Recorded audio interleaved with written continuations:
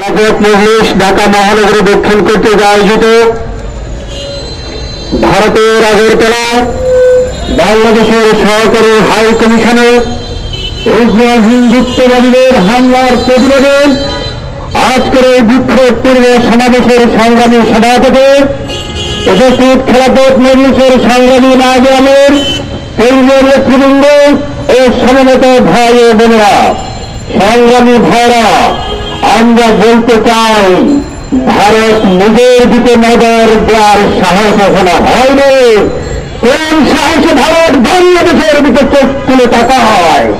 বন্ধুরা, আজকে আগরতলা যে হামলা হয়েছে, আমরা বলতে চাই ভারত যদি নিরাপত্তা দিতে ব্যর্থ হয়, বাংলাদেশ সরকারকে আহ্বান করতে চাই আপনারা সত্যি আহ্বান করুন। আমরা বাংলাদেশের হাই কমিশনের নিরাপত্তা দিতে প্রস্তুত আছি, কিন্তু কথা হচ্ছে বাংলাদেশের মানুষ অথবা প্রতিরক্ষা বাহিনী যদি আগরতলায় বাংলাদেশের হাই কমিশনের নিরাপত্তা দিতে যায়, ভারতের 7 রাজ্যের অবস্থা কিন্তু ভালো হবে না। ধরে যাচ্ছি আমরা পরিষ্কার ভাবে বাংলাদেশের দিকে চোখ তাকাবেন, আপনাদের 7 রাজ্যের জায়গায় থাকবে না। বন্ধুরা আমার, 711 সালে ওই ঘৃণের পরিবারে মোহাম্মদ বিন কাসিমের নেতৃত্বে অল্প কিছু মানুষের সেই অভিযানে আমরা দেখেছি দেশি দাঁড়িয়ে দাঁড়িয়েছিল। আজকে যেই উদ্যোগে ভারত সরকার দেখাচ্ছে, আমরা জবাব দিতে চাই পশ্চিমবঙ্গের মুখ্যমন্ত্রী বলেছেন বাংলাদেশে নাকি শান্তিরক্ষা দরকার। আজকে পরিষ্কার হয়ে গিয়েছে ভারত তার নাগরিকদের নিরাপত্তা দিতে ব্যর্থ হচ্ছে, পাশাপাশি বিদেশি কূটনীতিকদের নিরাপত্তা দিতে ব্যর্থ হচ্ছে। আজকে সর্বপ্রথম ভারতের আজকে দরকার শান্তিরক্ষা বাহিনী পাঠানো। আমরা জাতিসংঘের কাছে প্রস্তাব দিতে চাই ভারতীয় শান্তিরক্ষা পাঠানো হোক। আজকে সমস্ত বাংলাদেশের মানুষ যে জড়িত এই ভারত আধিপত্যবাদী সরকার হাজিরাকে আশ্রয় দিয়ে ইতিমধ্যেই প্রমাণ করেছে ভারত পৃথিবীতে গণতন্ত্র চায় না, ভারত নিজে গণতন্ত্রের বিরুদ্ধে অবস্থান নিয়েছে। সুতরাং আগে ভারতকে তার অবস্থান পরিষ্কার করতে হবে, তারপরে অন্য বিষয়ে কথা বলার ব্যাপার আসতে পারে। আমরা বাংলাদেশ সরকারকে ধন্যবাদ দিতে চাই। প্রথমত সরকার প্রতিবাদ জানিয়েছেন, পাশাপাশি বলতে চাই আন্তর্জাতিক ফোরামে এই বিষয়ে উপস্থাপন করা হোক। ও আশীর্বাদ আলহামদুলিল্লাহ রাব্বিল আলামিন। হাসিনা যখন পতন ঘটেছে ছাত্র জনতার বিপ্লবে ভারতের এখন মাথা খারাপ দশা।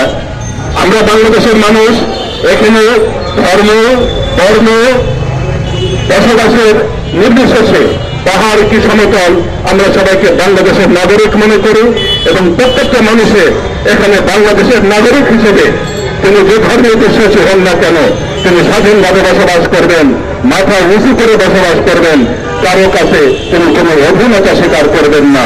আমরা এই বিশ্বাসই করি। ভারত সরকারকে বলব, আপনি পারলে আপনার দেশের সকল নাগরিকের প্রতি সম আচরণ করুন। নিজের আয়নায় সবাইকে দেখার চেষ্টা করবেন না।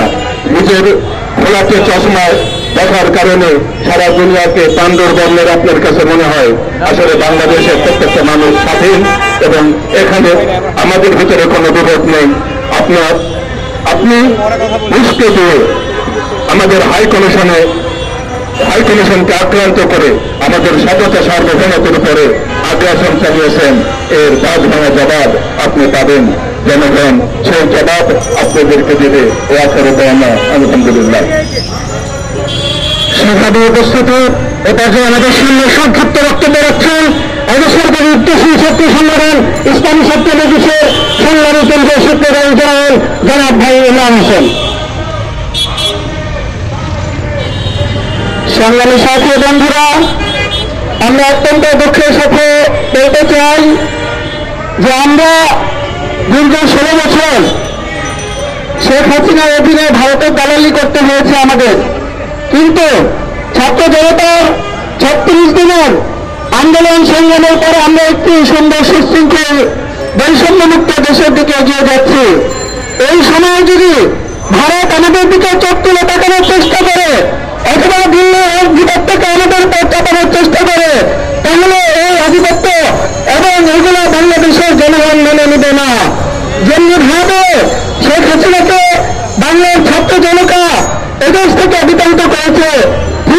একইভাবে ভারতীয় যে সমস্ত দেশেরা রয়েছে সেই সমস্ত দেশদেরকে এদেশের জনগণ উৎখাত করতে ইনশাআল্লাহ।